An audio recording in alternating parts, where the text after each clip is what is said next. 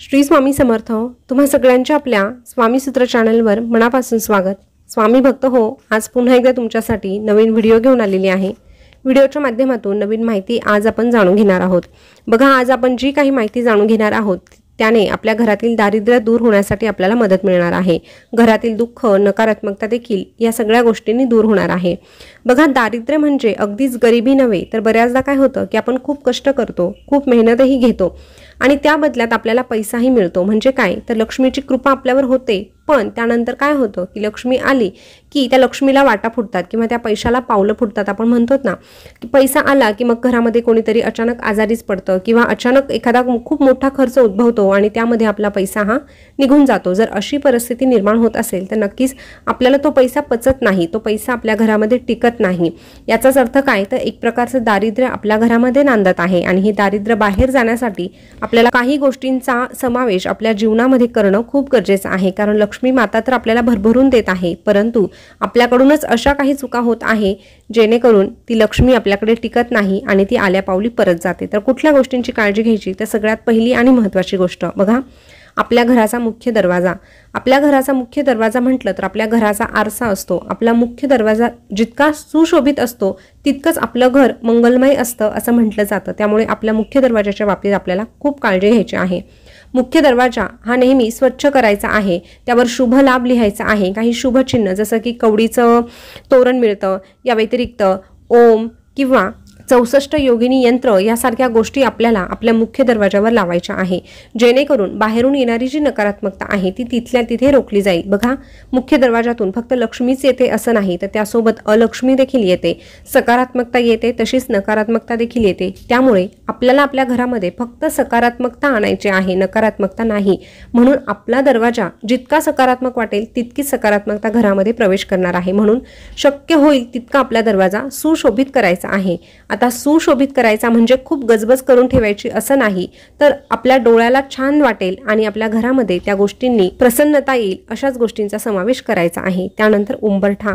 उंबरठा हा देखील खूप महत्त्वाचा आहे. उंबरठा नक्कीच बसून घ्यावा. पण आता काय होतं की बऱ्याच ठिकाणी फक्त कडप्पा लावलेला असतो, खऱ्या अर्थाने त्याला उंबरठा म्हटलं जात नाही. तर तुम्हाला जेव्हा शक्य होणार आहे तेव्हा तुम्हाला लाकडाचा उंबरठा बसवायचा आहे. उंबरठा बसवण्यासाठी खैर लाकूड वापरलं जातं, त्या लाकडाचा आपल्याला उंबरठा बसवायचा आहे. आता ह्या उंबरठ्याची ज्या घरामध्ये नित्यनियमाने पूजा केली जाते, हळदीचं लेपन केलं जातं, त्या ठिकाणी लक्ष्मीची पावलं काढली जातात आणि दारामध्ये एक छोटीशी रांगोळी काढली जाते. नक्कीच अशा घरामध्ये लक्ष्मी आल्याशिवाय राहतच नाही. त्यामुळे आपल्याला उंबरठा आणि मुख्य दरवाजाच्या बाबतीत ही काळजी घ्यायचीच आहे. त्यानंतर आपली आर्थिक परिस्थिती सुधारावी असं वाटत असेल किंवा आपलं आरोग्य चांगलं राहावं, सगळ्या काही गोष्टी व्यवस्थित राहाव्या असं वाटत असेल तर आपलं गुरुबळ मजबूत असणं खूप गरजेचं आहे. त्यामुळे गुरुवारच्या दिवशी आपल्याला स्वामी महाराजांच्या, विष्णू भगवानांच्या विशेष सेवा करायच्या असतात. त्याने काय होतं की आपलं गुरुबळ मजबूत होतं. या व्यतिरिक्त आपल्याला गुरुवारच्या दिवशी पिवळ्या रंगाचे वस्त्र परिधान करायचे आहे. पिवळ्या रंगाचे वस्त्र नक्कीच आपल्याकडे असतात. इतर दिवशी घालण्यापेक्षा तुम्ही गुरुवारचा दिवस निवडा. वारानुसार जर आपण कपडे परिधान केले तर निश्चितच आपल्यावर त्या ग्रहांचा परिणाम देखील सकारात्मकरित्या होत असतो. म्हणून गुरुवारच्या दिवशी पिवळ्या रंगाचा समावेश करण्याचा प्रयत्न करा. नसतील तुमच्याकडे त्या रंगाचे कपडे तर तुम्ही रुमाल देखील तशा पद्धतीचा ठेवू शकतात. या व्यतिरिक्त बुधवारच्या दिवशी हिरव्या रंगाचे कपडे किंवा हिरव्या रंगाचा एखादा रुमाल जवळ बाळगण्याची सवय ठेवा, जेणेकरून तुम्ही करत असलेल्या व्यवसायामध्ये तुम्हाला म्हणावा तसा लाभ मिळेल. हिरव्या रंगाचं दानही तुम्ही बुधवारच्या दिवशी करू शकतात किंवा हिरवे जे मूग आहे ते तुम्ही पक्ष्यांना खाऊ घालू शकतात. बघा, छोट्या छोट्या गोष्टी असतात, पण वारानुसार जर आपण त्या गोष्टींचा समावेश केला तर निश्चितच त्याचा सकारात्मक परिणाम आपल्यावर होत असतो. आता पक्ष्यांना दाणे खाऊ घालणं हे एक चांगलं कार्य असलं तरीही ते दाणे खाऊ घालताना आपण वारानुसार त्या डाळी खाऊ घातल्या, जसं की गुरुवारच्या दिवशी पिवळी डाळ, बुधवारच्या दिवशी हिरवी मुगाची डाळ, सोमवारच्या दिवशी तांदूळ, जर ह्या पद्धतीने जर आपण केलं तर आपल्या जीवनामध्ये सकारात्मक बदल देखील तितक्याच झपाट्याने होऊ लागतात, हे लक्षात घ्या. त्यानंतर आपल्या बाथरूममध्ये नेहमी एक बादली पाण्याची भरून ठेवायची आहे. बघा, दिवसभर पाण्याची बादली भरून ठेवायची, रात्रीही ती तशीच राहू द्यायची आणि दुसऱ्या दिवशी सकाळी हे पाणी तुम्ही झाडांना वापरू शकतात किंवा तुम्हाला काही अंगणोटे स्वच्छ करण्यासाठी पाणी वापरायचं असेल तर तुम्ही ते पाणी नक्कीच वापरू शकतात. फक्त बाथरूममध्ये एक बादली आपल्याला भरून ठेवायचीच आहे. शक्यतो ती बादली निळ्या रंगाची असावी हा प्रयत्न करा. जेणेकरून तुम्हाला त्याचे बदल लवकरात लवकर दिसून येतील। त्यानंतर आपल्या जीवनामध्ये सकारात्मकता येण्यासाठी आणि आपल्या आयुष्यामध्ये सगळ्या काही गोष्टी योग्य घडण्यासाठी रोजच्या रोज सूर्याला अर्घ्य द्यावं। बघा, सूर्याला अर्घ्य देण्याचे खूप असे महत्त्व आहे, विविध व्हिडिओच्या माध्यमातून आपण जाणून घेतलेलेच आहे। पण सूर्याला जर आपण रोज अर्घ्य दिलं आणि त्या पाण्यामध्ये थोडंसं कुंकू किंवा एखादं लाल फूल टाकून अर्घ्य दिलं तर नक्कीच आपल्या जीवनामध्ये ज्या काही गोष्टी नकारात्मक घडत असतात त्यांचं परिवर्तन सकारात्मक होण्यासाठी मदत होत असते। एक प्रकारचा आपला दृष्टिकोन देखील बदलत असतो आणि एकदा की आपली मानसिकता बदलली की आपोआप आपण जे काही कार्य करत आहोत त्यामध्ये आपलं संपूर्णपणे योगदान जात असतं आणि आपण जे काही करतो त्याला 100% यशही मिळत असतं। नक्कीच तुम्ही करून बघा, रोजच्या रोज जर तुम्ही केलं तर 100% तुम्हाला सकारात्मक असा बदल दिसून येईल। त्यानंतर बऱ्याचदा आपण खूप सेवा करतो परंतु म्हणावं तसं आपल्याला फळ मिळत नाही असं वाटतं। तर बघा, पूजा करताना नेहमी आसन घ्यायचं आहे। तुम्ही देवपूजा करा, तुम्ही काही वाचन करा, ग्रंथांचं वाचन करा, माळजप करा, नामस्मरण करा, पण आपल्याला आसन हे घ्यायचंच आहे, त्याशिवाय आपली सेवा पूर्ण होतच नाही। आणि सेवा सुरू करण्यापूर्वी एक दिवा आपल्याला प्रज्वलित करायचा आहे, कारण देवांपर्यंत आपली प्रार्थना पोहोचवण्याचं काम, सेवा पोहोचवण्याचं काम दिवा करत असतो। म्हणून दिवा प्रज्वलित केल्याशिवाय कुठलीही सेवा करू नये किंवा केली तरीही त्याचं फळ तुम्हाला मिळणार नाही, म्हणून ही काळजी आपल्याला घ्यायची आहे। त्यानंतर आपल्या अंगणामध्ये तुळस ही आवर्जून असायलाच हवी। आता ही तर कॉमन गोष्ट आहे, प्रत्येकाला ठाऊक आहे, तरीही क्वचित कोणाकडे तुळस नसेल तर नक्कीच आपल्या अंगणामध्ये तुळस ही लावायचीच आहे। तुळशीची नित्यनियमाने पूजा करायची आहे। संध्याकाळी तुळशीजवळ एक दिवा लावायचा आहे आणि तुळशीसमोर कमीत कमी 11 वेळेस का होईना ओम नमो भगवते वासुदेवाय असं म्हणायचं आहे। निश्चितच तुळशी मातेसोबत लक्ष्मी मातेचा आणि विष्णू भगवानांचा आशीर्वाद तुम्हाला प्राप्त होईल। त्यानंतर आठवड्यातून एकदा म्हणजे शुक्रवारच्या दिवशी आपल्या घरामध्ये खिरीचा नैवेद्य आवर्जून दाखवावा।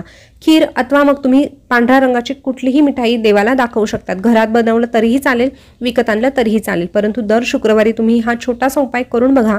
लक्ष्मी मातेला खीर ही अतिशय प्रिय आहे, त्यामुळे अशा पद्धतीचा नैवेद्य दाखवला तर लक्ष्मी मातेचा देखील आशीर्वाद आपल्याला प्राप्त होत असतो। त्यानंतर लक्ष्मी प्राप्तीसाठी अजून एक महत्त्वाची गोष्ट अशी की आपला जो घरातला झाडू आहे तो कधीच उभा करून ठेवू नये, तो नेहमी आडवा ठेवावा आणि अशा पद्धतीने ठेवावा बाहेरून जी कोणी व्यक्ती येते तिला तो सहजासहजी दिसणार नाही, अशा पद्धतीने झाडू आपल्याला ठेवायचा आहे।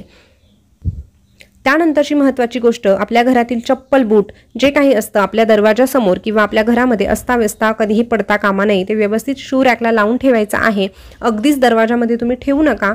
अशा पद्धतीने जर आपण ही काळजी घेतली तर आपल्या घरामध्ये लक्ष्मी आत येण्याचे जे मार्ग आहे ते खुले होत असतात, त्यामुळे ही काळजी आपल्याला घ्यायची आहे। या व्यतिरिक्त अजून एक गोष्ट सांगायची झाली तर ती अशी की बऱ्याचदा महिला चप्पल घालून स्वयंपाक करतात। आता बघा, तुम्हाला जर काही मेडिकल इश्यू असेल तर नक्कीच तुम्ही घालू शकतात, हरकत नाही, पण इतर वेळेस आपल्याला काहीही प्रॉब्लेम नाही, पण फक्त थंडावा म्हणून आपण चप्पल वापरत असू तर मग ते कुठेतरी चुकीचं आहे। बघा, स्वयंपाक करताना तरी कमीत कमी आपण हा नियम पाळला पाहिजे।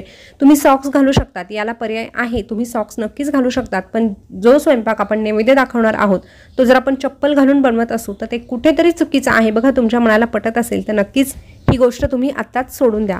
त्यानंतर शनिवारच्या दिवशी आणि अमावस्येला आवर्जून आपल्या मुख्य दरवाजावर आणि देवासमोर एक मोहरीचा दिवा लावायचा आहे, मोहरीच्या तेलाचा दिवा लावायचा आहे।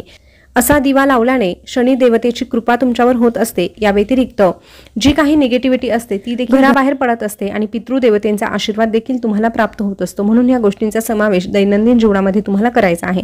जर तुमच्या घराजवळ कुठे पिंपळाचं झाड असेल तर शनिवारच्या दिवशी किंवा अमावस्येच्या दिवशी पिंपळाच्या झाडाखाली देखील तुम्ही अशाच पद्धतीचा दिवा लावू शकतात, त्याने देखील तुमच्या आयुष्यामध्ये अनेक असे सकारात्मक बदल घडून येण्यासाठी मदत मिळणार आहे। तर स्वामी भक्त हो, ह्या होत्या त्या छोट्या छोट्या टिप्स, सगळ्या टिप्स प्रत्येकाला करणं शक्य होईल अशाच आहे, त्यामुळे नक्कीच करून बघा। कारण काही गोष्टी आपल्या हातून कळत नकळत घडत असतात, परंतु त्याचा परिणाम आपल्यावर हा एकतर सकारात्मक होतो किंवा नकारात्मक होतो। त्यामुळे आपल्याला काय हवं आहे याचा विचार करून काही गोष्टींचं पालन केलं तर निश्चितच आपलं आयुष्य सोपं होण्यासाठी मदत होत असते। या व्यतिरिक्त कष्टाला तर पर्याय नाहीच, कष्ट हे प्रत्येकाला करावे लागतात। फक्त देवपूजा केली आणि आपल्याला खूप धन मिळालं असं कधीही होत नाही, पण आपल्या कष्टाला जर दैवी शक्तीची साथ हवी असेल तर नक्कीच आपल्याला सेवा कराव्या लागतात। या व्यतिरिक्त काही वास्तू टिप्स फॉलो कराव्या लागतात, त्यामुळे आपल्या अनेक अडचणी सुटण्यासाठी देखील आपल्याला मदत मिळत असते। तर स्वामी भक्त हो, आजची माहिती तुम्हाला कशी वाटली कमेंटमध्ये नक्की सांगा। अशीच नवनवीन माहिती जाणून घेण्यासाठी आपल्या स्वामी सूत्र चॅनलला सबस्क्राईब करा। पुन्हा भेटूया नवीन व्हिडिओसोबत नवीन माहिती घेऊन, तोपर्यंत बोलत रहा श्री स्वामी समर्थ, जय जय स्वामी समर्थ। श्री स्वामी समर्थ, जय जय स्वामी समर्थ। धन्यवाद।